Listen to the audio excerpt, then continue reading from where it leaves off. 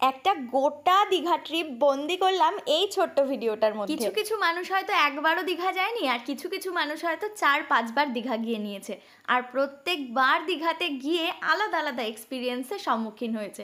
তাই এই ভিডিওটার মধ্যে আমি কোথায় থাকলাম, কোথায় খেলাম, সমস্ত কিছু শেয়ার করছি তোমাদের জন্য। আর সবাই মোটামুটি জানে যে এই কয়েকদিন আগেই জাস্ট দীঘার জগন্নাথ মন্দিরের উদ্বোধন হলো। তো আমরা ঠিক ওই টাইমটাতেই গিয়েছিলাম, যার 2-3 দিন পরেই দীঘার জগন্নাথ মন্দিরের উদ্বোধন ছিল। আর ওই টাইমটায় মন্দিরের কাজকর্ম, মন্দিরের সাজসজ্জা সমস্ত কিছু চলছিল, তাই উদ্বোধনের আগেই মন্দিরটা দর্শন করে এলাম। আচ্ছা, এবার প্রথমেই আসি খাওয়ারে, কারণ দীঘায় ঘুরতে গিয়ে খাওয়ারের হোটেল যে কোনটা ভালো এইটা খুঁজতে খুঁজতেই অনেকের সময় চলে যায়। প্রত্যেকবার দীঘা গিয়ে হয়তো আলাদা আলাদা হোটেলে খেয়ে এসছো, কিন্তু কোনো বাড়ি হয়তো খাবার ভালো পাওনি। কিন্তু আমরা এখন প্রত্যেকবার যখনই দীঘা যাই না কেন এই নিউ পারিজাত হোটেলে খাই, এবং এখানে রান্না থাকে ভীষণই সিম্পল, একদম সেই ঘরোয়া খাবারের মতো, বাড়িতে যেরকম খাবার তৈরি হয় ঠিক সেরকম। আর এই হোটেলটা কিন্তু একদম ওল্ড দীঘায় পড়ে, যেখানে পরপর পরপর ছোট ছোট অনেক ভাতের হোটেল আছে, ঠিক ওইখানটাতেই পড়ে। এইবার আমরা থেকেছি কোথায়? আমরা ছিলাম হচ্ছে উদয়পুরের রাস্তার দিকে যেতে, যে পরপর বড় বড় হোটেলগুলো রিসেন্ট কিছু বছর হলো তৈরি হয়েছে, ঠিক ওই জায়গাটাতেই ঢেউ সাগরের একদম কাছাকাছি একটা হোটেলে আমরা ছিলাম এইবারে। আর হোটেলের নাম ছিল সিগনেট ইন। আমরা এখানেই হয়তো খেতে পারতাম, কিন্তু একটা বড় হোটেলে খাবারের দাম অনেক হয়, সবাই জানে মোটামুটি, তাই অত টাকা দিয়ে খাওয়ার কোনো মানেই হয় না। আর রাত্রিবেলা বিচ থেকে একটুখানি কিনে এনেছিলাম চিকেন ফ্রাই, এবার চিকেন ফ্রাই না সরি চিকেন তন্দুরি। আর তন্দুরিটার রঙও দেখতে পাচ্ছ, তার সঙ্গে সসের রঙটা দেখো, মনে হচ্ছে আবির দিয়ে দিয়েছে, রং খেলার আবির। যাই হোক, ওইটা বাদ দিয়েই খেলাম। আমাদের দুদিনই একসঙ্গে বুকিং করেছিলাম হোটেলের, আর হোটেল বুকিংয়ের সময় কমপ্লিমেন্টারি ব্রেকফাস্টটা ছিলই সাথে। এই ব্রেকফাস্টগুলো আমার বেশ ভালো লেগেছে, মানে একদম সিম্পল ব্রেকফাস্ট, মানে কোনো পেট খারাপের চান্সেস নেই, তার সঙ্গে গরম গরম সমস্ত কিছু ইচ্ছা মতো পছন্দ মতো তুলে নিতে পারি, এইটা সব থেকে ভালো পয়েন্ট। এখানে অনেক নতুন নতুন রকমের খাবারও ট্রাই করেছিলাম, আর তার সঙ্গে লাইভ কাউন্টার ছিল যেখানে ধোসাও তৈরি হচ্ছিল। আর খাওয়া দাওয়া কমপ্লিট করে আমরা একটুখানি হোটেলের মধ্যেই ঘুরে বেড়াচ্ছিলাম, আর ঘুরতে ঘুরতে চোখে পড়লো হোটেলের মধ্যেই জিমের একটা সেগমেন্ট রয়েছে, মানে জিমের জন্য আলাদা একটা রুম রয়েছে। যদিও কেউ যাচ্ছিল না, আমরাই প্রথম যারা হয়তো জিম ভিজিট করেছিলাম।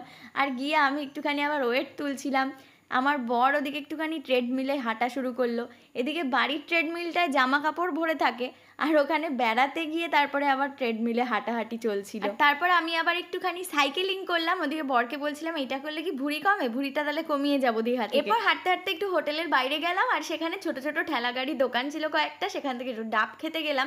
আর ডাব খেতে গিয়ে দেখি ওখানে রান্না হচ্ছে, এত সুন্দর গন্ধ বেরোচ্ছিল। ওই যে আমাদের ঘর দেখা যায়, জামা কাপড় মেলা। আর এই যে আমরা ডাব খেতে এসেছি, পাশে এখানে রান্না হচ্ছে, রান্নাটার সেই গন্ধ বেরোচ্ছে, আর এই পাশে সুন্দর জঙ্গল। যাই হোক, এইসব করতে করতে রুমে চলে এলাম, আর ছোট্ট করে একটুখানি রুম ট্যুর। রুমটা বেশ বড় সড়ো স্পেশিয়াস রুম ছিল, ঘরটাও মোটামুটি বেশ ভালোই পরিষ্কার ছিল। তবে আমি একটা জিনিস বলবো, যে ছবিতে যেটা দেখা যায় সেইটা কিন্তু রিয়েলিটিতে না, মানে যে টাকা তারা রুমের জন্য চার্জ করছে সেই অনুপাতে আরও একটু বেটার এক্সপিরিয়েন্স হতে পারতো, রুমটা আরও ফ্রেশ হতে পারতো, আরও সুন্দর হতে পারতো। কিন্তু হ্যাঁ, এই জায়গাটা মানে এই ব্যালকনির পোর্শনটা বা ঘরের জানলা থেকে এই ভিউটা আমার ভীষণ ভালো লেগেছিল। একদম গ্রিনারি একটা ভিউ ছিল, আর ওই গ্রিনারিটা পার করলেই ছিল সমুদ্রের। আর তুমি দীঘা যাবে কিন্তু উদয়পুর বিচে যাবে না, উদয়পুরে বসে কাঁকড়া ভাজা খাবে না, মাছ ভাজা খাবে না, এরকম পাবলিক খুব কমই দেখতে পারবে, এবং সেই পাবলিকটা আমরাই। কারণ বিগত কয়েক বছর ধরে গিয়ে এই একই জিনিসটাই করে আসছি, প্রত্যেকবার গিয়ে সেই উদয়পুর বিচে বসে মাছ ভাজা, কাঁকড়া ভাজা এইসব খেয়ে দিয়ে পেট খারাপ করে বাড়ি আসি। তাই এইবার খুঁজে পেয়েছিলাম একটা নতুন বিচ, যেটা উদয়পুর বিচের একদমই পাশে, এবং এই বিচে কোনো লোকজনই থাকে না, আরামসে ওই বিচে গিয়ে বসে থাকা যায়, জঙ্গলের মধ্যে অনেকটা ফ্রি টাইম স্পেন্ড করা যায়। তো বিচ ঘুরে এসে তারপরে বিচ মার্কেটটাও ঘুরে এসে হোটেলের সামনের এই ছোট্ট একটা পার্ক মতন জায়গা ছিল, সেখানটা একটু লাফালাফি করে বেড়াচ্ছিলাম, কারণ পরের দিনই আমরা বাড়ি চলে আসতাম, তাই মনটা খারাপ খারাপ লাগছিল। আর যাই হোক, কিছু করার নেই, যাওয়া আসা এটাই তো চলবে, এইভাবেই তো জীবন চলে। এইবার আসি মূল কথায়, সিগনেট হোটেলের চার্জ কত ছিল? পার ডে ছিল 3,500 টাকার মতন করে।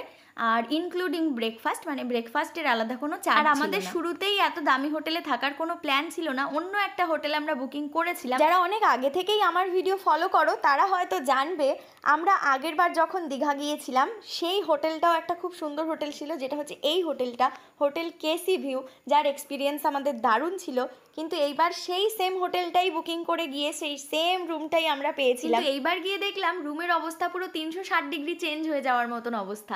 এত এক্সপেকটেশন নিয়ে গিয়েছিলাম এবং সেই এক্সপেকটেশন পুরো জিরো হয়ে গেছিলো। তাই ওই দিনের চার্জটা এই হোটেলে আমাদের বেকারই গেল। এই হোটেলে চার্জ দিয়েও আমরা এই হোটেলে থাকিনি, ওখান থেকে বেরিয়ে নেক্সট হোটেলটাতেই। তাই এখন হয়তো যে ভিডিওতে যে হোটেলটা ভালো বলছি সেটা কয়েক মাস বা কয়েক বছর পরে সেরকম নাও থাকতে পারে।